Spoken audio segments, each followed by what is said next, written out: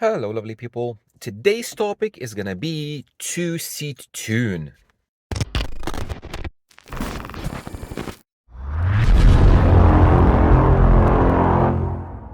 Now, this is a topic that, oh my god. The thing is, everybody's asking for it. Everybody wants it.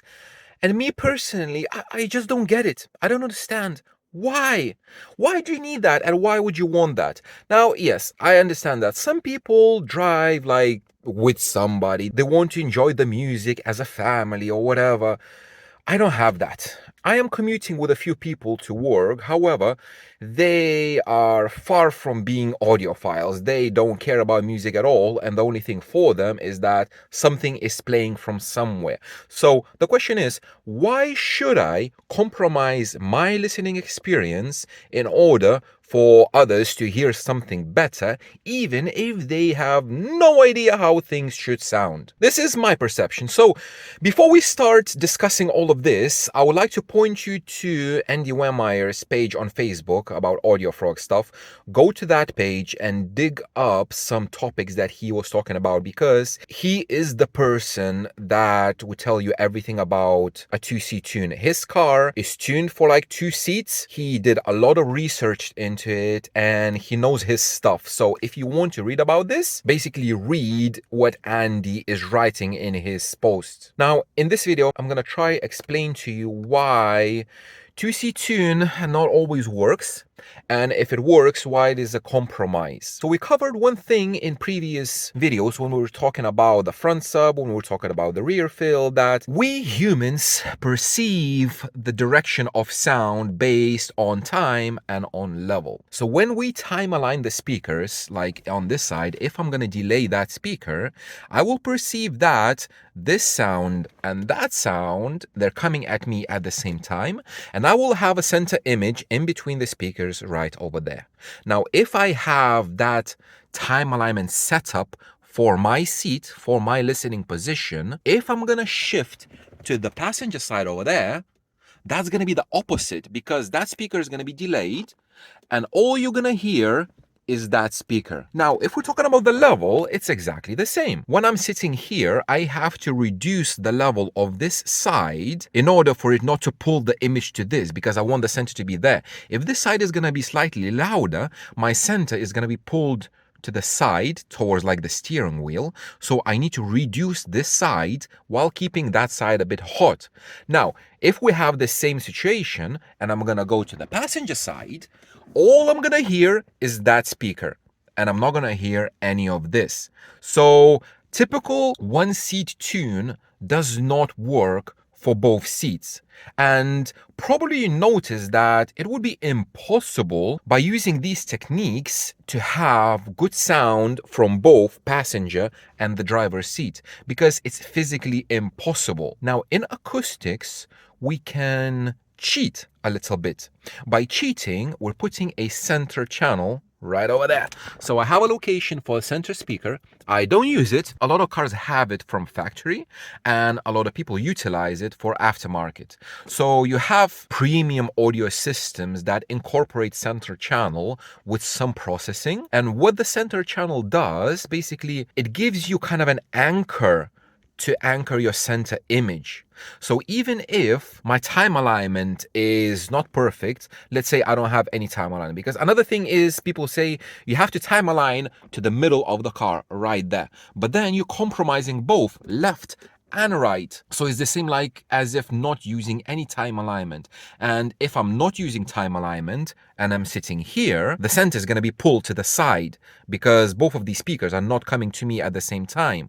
So we use the center channel to anchor our attention, because as I mentioned, we perceive sound, the higher frequencies, based on level. So if we have something playing sound from over there, automatically it's going to pull our attention as if that would be center. And exactly the same happens from the passenger side. So if you have a passenger sitting there, it's going to be pulled to the center. So a center channel anchors our perception of where the sound is coming from. That's why if you have a typical two-way or a three-way, it's not going to be good for a two-seat tune. You need to have a center channel. Now, another thing, what the center channel has to play. If it's gonna play a normal information like a mono signal, for example, in music recordings we have left, center, and right. If this one is playing mono signal and that one is playing only left, whenever we're gonna hear a music instrument that is on the left of the stage, it will come through both of these speakers, not only one, but both, because this one is going to be playing it as well. Exactly the same with the right side. So that is not correct. Mono is a very cheap way to kind of add that center, but it's not really convincing because everything is kind of messing up when you have the same sound coming from two different locations. Everything is messed up. So what you need a processor, an upmixer that would dissect the stereo signal, and it will send to the center speaker only information that is in the center of the recording. Everything that is on the left of the recording is going to be sent to that speaker. Everything that's on the right of the recording is going to be sent to that speaker. And only center is going to be playing from the center. Only then you can have like a proper stage. We have center, left, right, and from this side exactly the same. Center, left, and right. Without the processor, without the center channel, you're not gonna have a 2C tune. Now, another way how people used to cheat back in the day is minimizing the path lengths of the speakers. So they would put a mid-range and a tweeter, both of them, in the kicks, very, very far away, aimed towards like the middle of the car, and on that side as well. And now, like, you see me, I'm literally pull the seat all the way back, so I cannot reach the steering wheel. But a funny thing is that a lot of people demo cars like that because apparently they get better results using less time alignment and more natural differences from the physical time alignment. So again, back in the day, what they used to do, they used to pull the seats all the way back and have minimal differences between left and right. And that would work both for the driver and for the passenger. Now, in modern cars, it doesn't really work because you cannot drive like that. Yes, you can demo it like this, but you cannot drive like that. You cannot pull your steering wheel back because, look, I'm sitting literally, my head is literally next to the rear window, which is highly unpractical. And another thing that in modern cars, we don't have space in the kicks to have mid-bass and tweeter aimed towards me like this is literally obscured. You wouldn't be able to hear a tweeter coming from the kicks. So that doesn't work. So in modern cars, we need modern solutions. That is a center channel processor and a center channel. If we're talking about processors, not every processor, not every DSP can process a center channel. Only a few of them can. So Helix can do that. I think Moscone, ARC, I'm not sure about all of them because I haven't dug into them, because this is a topic that doesn't interest me because I don't see the point of it. Just because one C tune for me, it's all that I need. So some processors can do it. There's a new one, I believe it's called Raven or something. That is basically a processor designed just for center channel, and it has very specific algorithms how to subtract only the center information for that speaker. Now, that speaker should play in the center all the range, I want to say like above 100 hertz probably. Maybe some people say that lower. Again, read what Andy's saying in his post. I believe he mentioned something like down to 80 hertz and all the way up, because higher frequencies as directional. So everything like above 100 hertz, above 150, that speaker playing that is going to anchor our attention. If you're going to have the center like playing down to 60 or whatever, that's going to mess up with the mid bass in phase. So that's not great as well. So 100, 150 hertz all the way up, a full range. Maybe you could have a two-way system with a tweeter firing up the glass, that kind of stuff. But a processor is a must. But some of you are going to say, oh, how about in a venue, in a concert, when everybody's sitting and everybody's having exactly the same experience? No, not everybody is having the same experience. It will depend where you sit in the concert.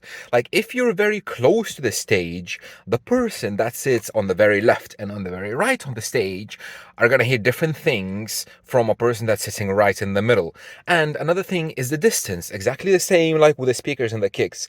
When you're in a concert or wherever, you have the stage very, very far away. You're not sitting literally face to face with the band, but in a car, we're literally sitting face to face because the speaker is just over there.